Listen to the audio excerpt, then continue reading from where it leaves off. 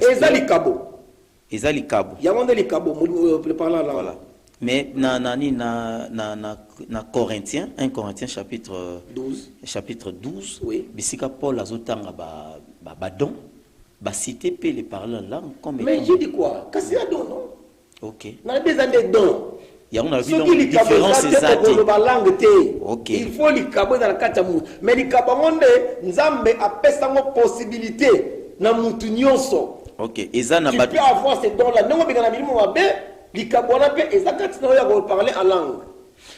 Pourquoi Nzambe aponaki kaka parler en langue o ezali ke ezana toye na kati église robo shika baba bazo koyoka te. Pourquoi Nzambe aponi kaka likabo o ezaki batu musu ba koyoka te? Merci beaucoup. Mais baloba na bango. Merci beaucoup. OK. Est-ce que je peux continuer? Oui, vous pouvez continuer.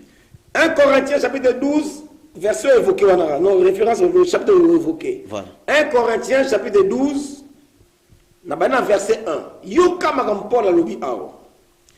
Paul azoloba, pour ce qui concerne les dons spirituels, je ne veux pas, frère, que vous soyez dans l'ignorance. Voilà. Paul savait. Voilà.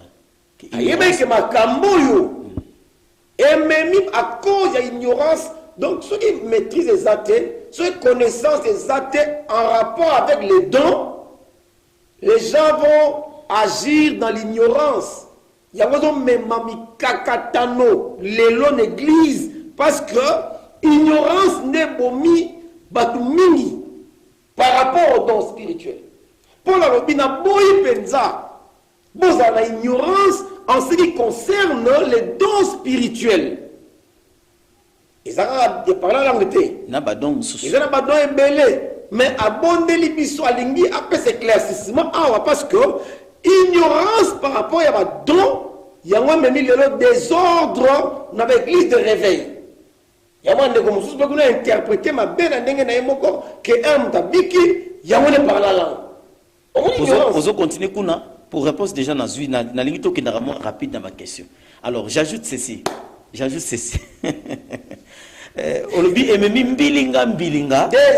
Désordre, parler en langue et même désordre na ba église surtout des réveils d'abord, surtout des réveils dans la penza wana.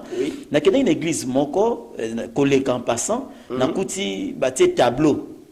A B C re tango sangisango comme et comme parler en langue na église moko boy.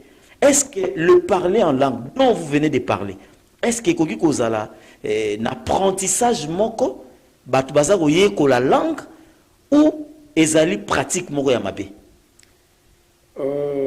Par la langue d'abord baye ko la ngote. Robo shika tout soko sangisi comme raba shiko donc comme belé. Je sais mais batu bazo ko apprendre. Ils sont dans l'église moko boye, tout temps pété mais au baye kolaka le parler la langue.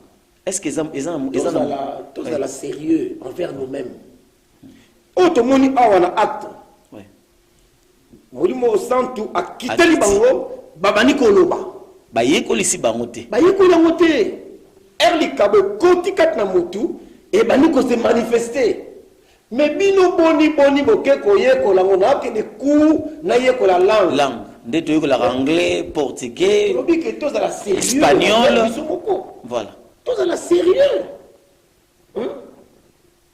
Bible est ici que ceux qui ont parlé en langue, païen, tout le monde non? Nanda Corneille. Païen, lobby en langue, baye ko la moté. Et bolimo santo kiti abani musala na ye manifestation à don et bani ko se manifester Saint-Esprit abani ko s'exprimer kat na bango en parlant en langue. Mais yo ke ko ye ko lango ba l'action ra wana sili ra lelo le boyesu zo komi bo ti e komi ra bo saka kaka et comme aventure. Si boyebi si vous avez un nzambe, vous devez encore vous repentir par rapport à ça. La langue, on va y aller et yaka, il y a un truc qu'on là, tu vas avancer pourtant, on va enseigner dans les athées. Voilà. Et tant que tu vas avancer dans le débat, dans le bisoto, dans le malax, dans le biso, on comprend que même imitation, il y a don.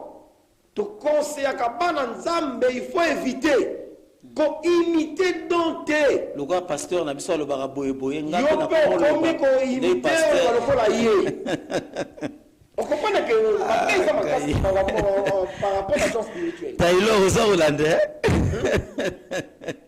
ndenge pasteur na biso na église assemblaka boye boye ngai pe na komo. Maintenant ce qui est encore pire, ezali que on reçoit un homme de Dieu dans une église et bapesi parole, azu parole, première parole il commence déjà à parler en langue. Et ça la concentration ou bien molimo santu déjà côté la gendenga utaki na ndaku na ye tango ye en tout cas manifestation bani par moko abandi déjà ko parler en langue alors qu'il n'a pas encore prêché la parole oyo bazuilié topé oyo bapesi lié parole.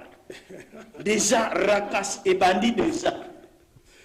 Bon, je crois au moins que c'est ce qui m'a cassé, parce que même les païens, ils se moquent de nous des fois. Ils se moquent de nous. Surtout que bazoyo ka makambu toujours lobati.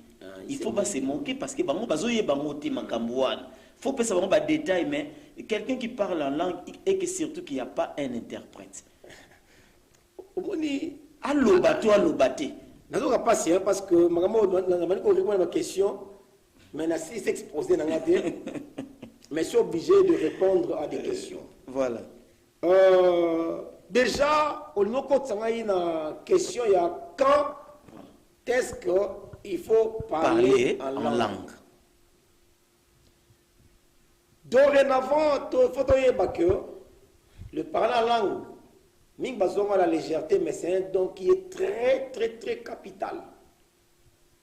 Un don qui est très capital dans la vie à chrétien.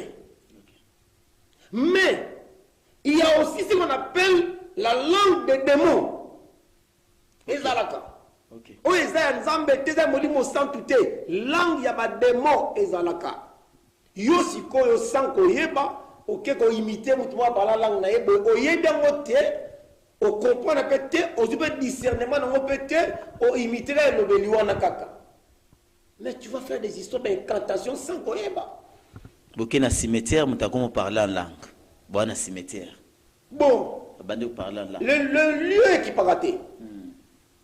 Le parler en langue et puis tamper et qui parapéter.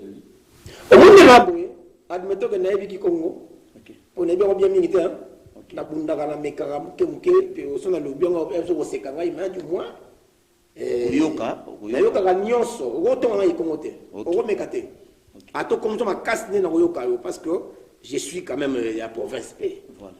Mais on a zoloba le temps de s'exprimer en langue tant ils a la caractère déterminé.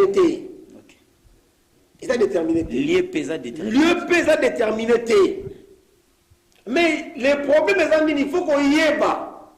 Différence d'abord entre parler en langue et prier en langue. Ils ont deux choses différentes. Différence dans où est-ce qu'on wapi. Il y a pas différence quand il y a une salle exposition dans on a salle plus exposé dans mais après la question est bande mais tant de ce que nous travaillons. Voilà. Vous comprenez, non? Ok. Donc, prier en langue, n'a parler en langue, et ça deux choses différentes. C'est pourquoi, permettez-moi, papa, tout dans 1 Corinthiens, ok. 1 Corinthiens, 1 Corinthiens, chapitre 14. Ok. Là-bas, verset 1er, verset 2, pour tout que vous l'attendre. Voilà. Recherchez la charité